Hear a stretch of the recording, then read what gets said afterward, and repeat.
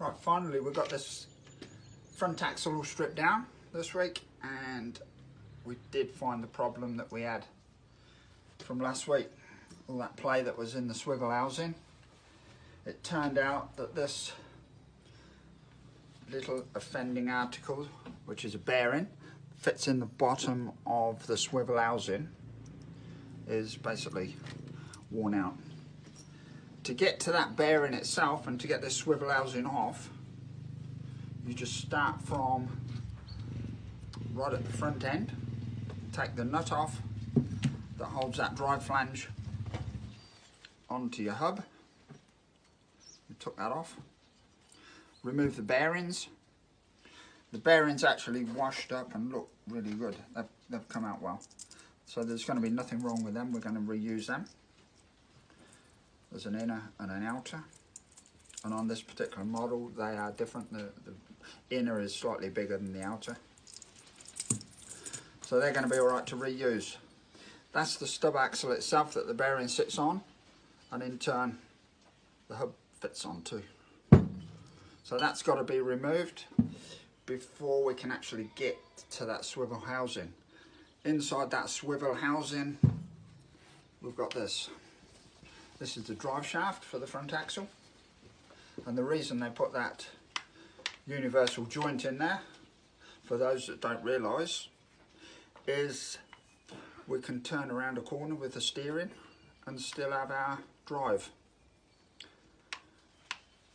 That's basically just a cross joint which is submerged inside here in gear oil. Now when I took this off, there was no gear oil in it at all.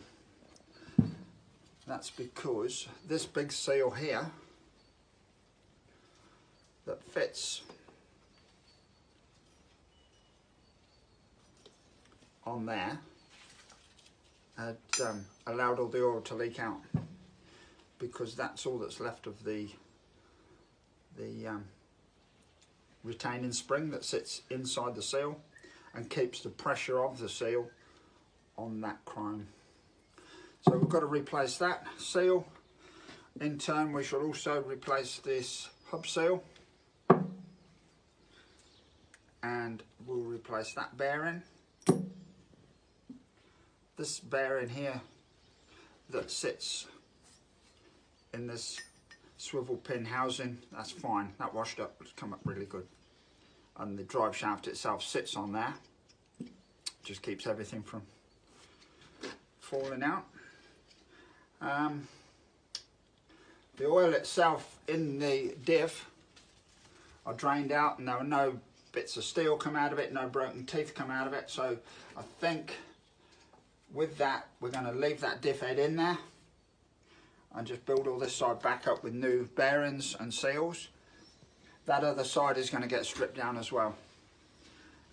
Even though it feels reasonably smooth, I would imagine that the bearing on that side has done the same amount of work as this one on this side.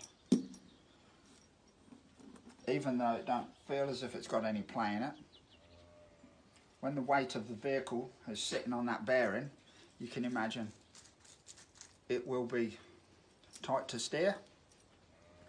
I think a lot of series Land Rovers, from the early series 1 right through to the series 3s until they got power steering, they tended to feel really heavy on the steering, and most of the problem was that bearing.